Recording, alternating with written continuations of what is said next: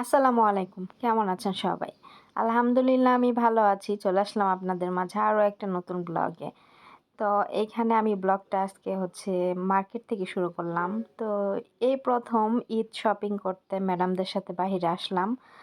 তো এইখানে আমার ম্যাডামের জুতা কিনবে সবার জন্য, ইভেন আমার জন্যও। তো আমাকে সাথে করে নিয়ে আসছে। আর আমি এত ভালোভাবে ভিডিও করতে পারি নাই, কেননা আমার কোলে বাচ্চা ছিল এইজন্য। আর সবাই ম্যাডামের মেয়েরা ম্যাডাম সবাই জুতা ট্রায়াল দিচ্ছিল। ইভেন আমার ম্যাডাম আমাকেও বলছে যে জুতা পছন্দ করতে, যেটা আমার ভাল লাগে সেটা নিতে। কিন্তু এই শপিং মলটাতে সব কিছুর প্রাইস মানে অনেক বেশি, মানে ব্র্যান্ডেড জিনিস এখানে সব। তো এইখানে অনেক সুন্দর সুন্দর ব্যাগের কালেকশন ছিল।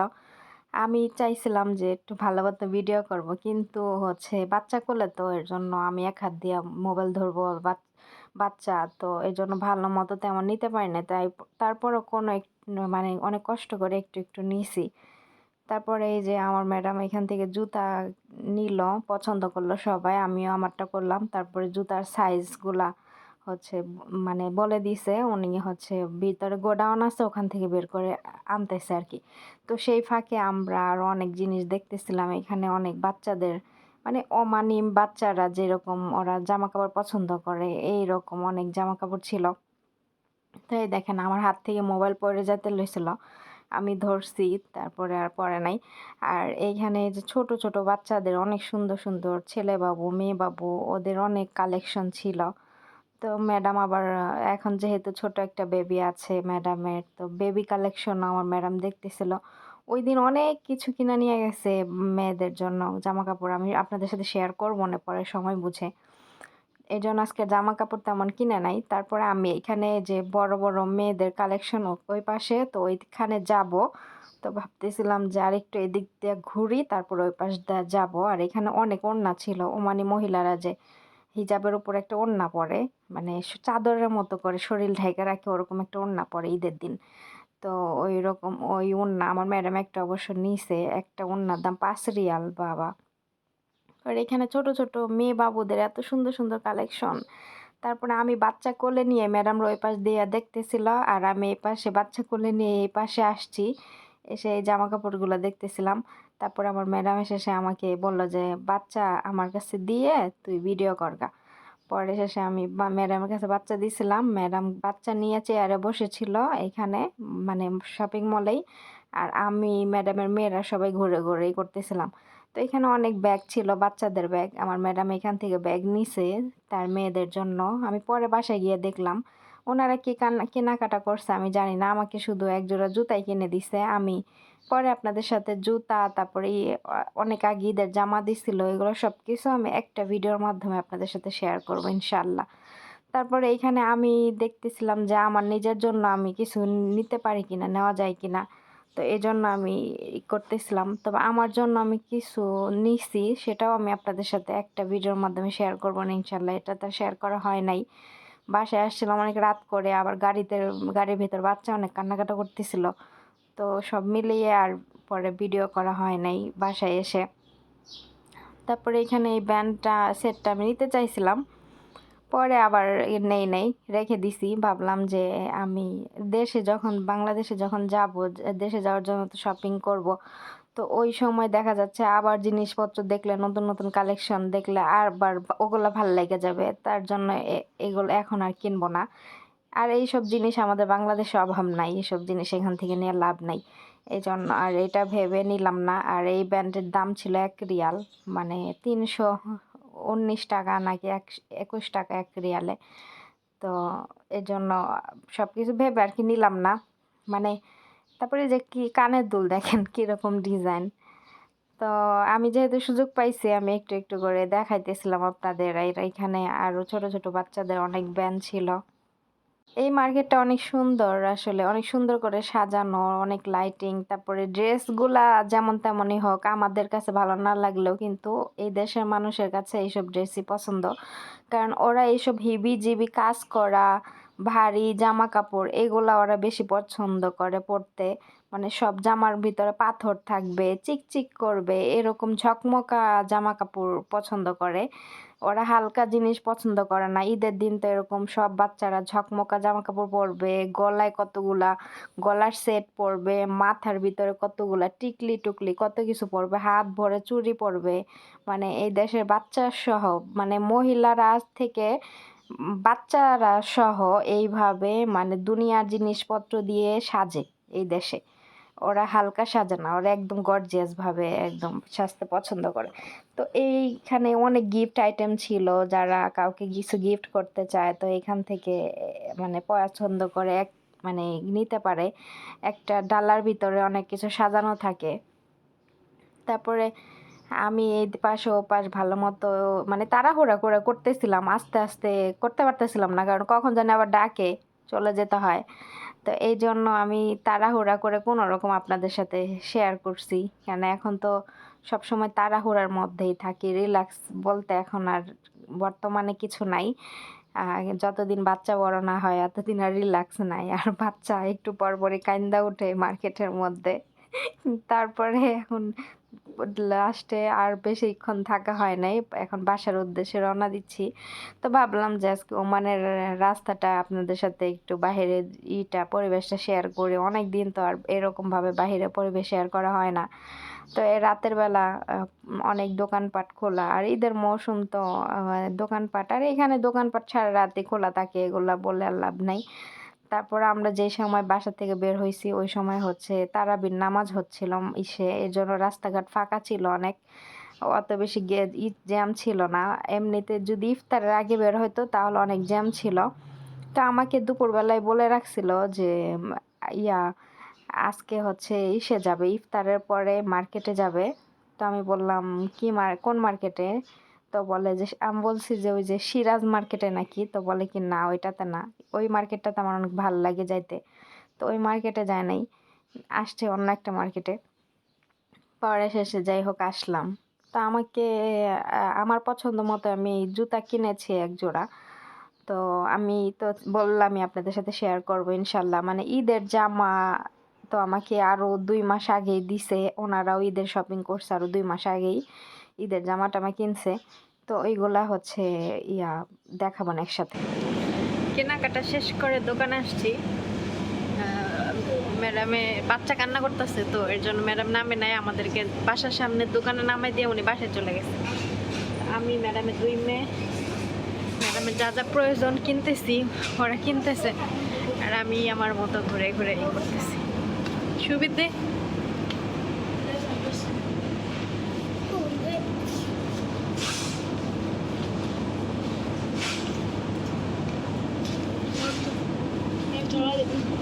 خلاص. ايوه لكن بشوف شيء عالي.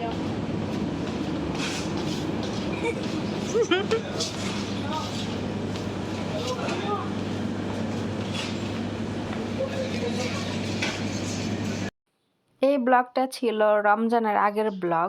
তো আমি ম্যাডামের জন্য খাসির মাংসের স্যুপ রান্না করতেছিলাম। তো আমার কাছে একটা আপু মানে খাসির মাংসের স্যুপ রান্নাটা রেসিপি চাইছিল, তো তার জন্যই করা হয়েছিল। কিন্তু পরে রোজা চলে আসছে, এই ভিডিওটা আর এডিটিং করি নাই আমি, কারণ ভাবলাম যে রমজানের ব্লগগুলো আগে শেয়ার করি। রমজান মাসে কি কি রান্না বান্না করে অনেক আপুরাই দেখতে হচ্ছে ইচ্ছুক ছিলেন। আপুরা কমেন্ট করছেন যে রমজান মাসে তোমার প্রতিটা আপডেট দিও। তো এই জন্য ভাবলাম যে রোজার মাসের ভিডিওটা আগে মানে ভিডিওগুলো আগে দেই। তো হচ্ছে এজন্য এটা হচ্ছে এডিট করা হয় নাই। ভাবলাম যে আজকের ভিডিওর সাথে ভিডিওটা এডিটিং করে ছেড়ে দিই, আর কতদিন রাখবো। তো এখানে আমি প্রথমে হচ্ছে তেলের মধ্যে মানে বাটারের মধ্যে আমি পেঁয়াজ ভাইজা নিছি, তারপরে আদা রসুনও আমি ভাইজা নিছিলাম তেলে। তারপরে এই যে মাংসগুলা আমি সুন্দর মতো এখানে দিয়ে দিলাম, একটুখানি কষাইয়া তারপর বাকি মশলাগুলো দিব। তো আরব দেশে যখন একটা মহিলার বাচ্চা হয়, আমার ম্যাডামের তো নর্মাল ডেলিভারি হয়েছে, তো আমার ম্যাডামে হচ্ছে অনেক বেশি ওনার কষ্ট হয়েছিল। নর্মাল ডেলিভারিতে তো অনেক বেশি কষ্ট, এটা যাদের বাচ্চা হয়েছে তারা জানেনি। তো আমার ম্যাডাম অনেক মানে কাহিল হয়ে গেছিল, শুকায় গেছিল, তখন আমার কফিলে এই যে মাংস এনে দিছিল। তো এর আগে আমার ম্যাডামে মানে আমার রান্না বান্নার চাপ বেশি পড়বে, তো এই জন্য সে হচ্ছে আমাকে বলে নাই যে আলাদা তার জন্য স্যুপ রান্না করে দিতে। তারপরে আমি বলছি যে সমস্যা নাই, আমি আমি দিব, কেননা যেহেতু ওনার বাচ্চা হইছে, ওনার ভালো মন্দ খাওয়া প্রয়োজন, আলাদা রান্না। ডক্টর বলছে ওনাকে স্যুপ খাইতে, মানে মাংসের স্যুপ খাইতে, তাইলে ওনার শরীর মানে আগের মতো হবে আর কি, সুস্থ হবে উনি তাড়াতাড়ি। তো সেই ক্ষেত্রে মানুষের বিপদ তো আর সারা জীবন থাকে না। তো সবকিছু বিবেচনা করে আমি বলছি যে আমার আমার কফিলা যখন আমাকে বলছে যে ম্যাডামে মানে আমাকে, আমি আবার দুপুরে সবার জন্য রান্না করব, আবার ম্যাডামের জন্য আলাদা স্যুপ রান্না করব, তো আমার চাপ পড়ে যাবে বেশি। আমি যদি রাইগা যাই এর জন্য আমার ম্যাডামে মানে আলাদা স্যুপ খাইতে চায় নাই, সে বলছে ভাতই খাবে। পরে যখন আমার কফিলে মানে শেয়ার করলো আমার সাথে যে ম্যাডামকে ডাক্তার স্যুপ খাইতে বলছে, কিন্তু ম্যাডামের তোর কাজের চাপ পড়ে যাবে এর জন্য খাইতে চাচ্ছে না। তো আমি বলছি কোনো সমস্যা নাই, কেননা মানুষের বিপদ কি সারা জীবন থাকে? সে এখন বাচ্চা হইছে অসুস্থ, সে স্যুপ খাবে, তো আমি তার জন্য রান্না করে দিব, কোনো সমস্যা নেই, রান্না করতে কতক্ষণ লাগবে, সমস্যা নাই। পরে এই জন্য আমি আমার ম্যাডামের জন্য আলাদা স্যুপ রান্না করে দেই, কিন্তু আমার ম্যাডাম কিন্তু এটা চায় নাই। সে ভাবছে যে সবার সাথে একসাথে ভাত খাবে, কিন্তু ডক্টর যেহেতু বলছে আমি রান্না করে দিচ্ছি। আর এই যে ফ্রেশ খাসির মাংস না, এই মাংসগুলা খেলে বাচ্চার বুকে নাকি দুধ আসে, মানে বুকে দুধ আসে তাড়াতাড়ি, মানে বাচ্চা দুধ যাতে পায় এরকম। মানে আরব দেশের, আমরা আমরা আমাদের দেশে বাচ্চা হইলে ছুটি করে কালো জিরা ভর্তা অন্যান্য খাবার খায় না, ওরা আবার এগুলা খায়। ওরা হচ্ছে মানে এই দেশের দেশি মুরগি, তারপরে ফ্রেশ খাসির মাংস এগুলা খায়, এগুলা খেলে নাকি, তারপরে আরো অনেক কিছু খায় আমার ম্যাডামে, এগুলা খেলে নাকি বুকে দুধ আসে। তো যাই হোক, আমি আমার ম্যাডামের জন্য এই যে পরে অল্প অল্প করে হলুদের গুঁড়া, একটু মাংসের মশলা, ধনিয়ার গুঁড়া, একটু এলাচের গুঁড়া, তারপর লবণ, এগুলা সব কিছু আমি দিয়ে দিলাম, শুকনা মরিচের গুঁড়া, তারপরে একটু সাদা মরিচের গুঁড়া, এগুলো সব কিছু দিয়ে পানি দিয়ে ভালো মতো আমি এই যে চুলার মধ্যে আমি এটা বয়েল করে নিচ্ছি, দেখছেন এইভাবে কষে নিতেছে। এখন আমি এটাকে দিয়ে দিব ওই যে প্রেসার কুকারে দিলে সিদ্ধ হয়ে যাবে। সিদ্ধ হওয়ার পরে পরে আমি বাকি প্রসেসগুলা করব। এখন এই যে আমি চুলার থেকে নামাই নিলাম, এখন এই যে প্রেসার কুকারে আমি এটাকে হচ্ছে ঢাইলা দিলাম। তো আমি এইভাবে আগে মাংস চুলার মধ্যে মশলা দিয়ে কিছুক্ষণ কষাইয়া তারপর আমি প্রেসার কুকারে দিই, এতে করে মাংসের টেস্টটা ভালো থাকে আর মশলাগুলো সুন্দর মতো মাংসের সাথে হচ্ছে মিলে যায় আর খেতেও ভালো লাগে মাংস।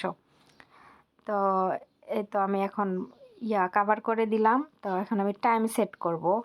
আমি 25 মিনিট দিলেই হয়ে যাবে, যেহেতু এই মাংসগুলো ছোট ছোট পিস আর হাড্ডি নাই, তো 25 মিনিট দিলেই হয়ে যাবে। তো আমি এখানে 25 মিনিট সেট করে নিব, যে মাংসের যে ওইটা আমি হচ্ছে 35 মিনিট আছে, তো আমি এখান থেকে আরও কমাই নিব। কমাই নিয়ে 25 মিনিট না, আমি 30 মিনিট দিছি, কারণ আবার ম্যাডাম বেশি সফট মাংস খাইতে পছন্দ করে, যাতে একদম মোমের মতো গলে যায়, এর জন্য আমি 30 মিনিট দিছি। মানে আমরা খেলে 25 মিনিট ঠিক ছিল, কিন্তু ম্যাডামের জন্য 30 মিনিটে দেওয়া হয়েছে, আধা ঘন্টা।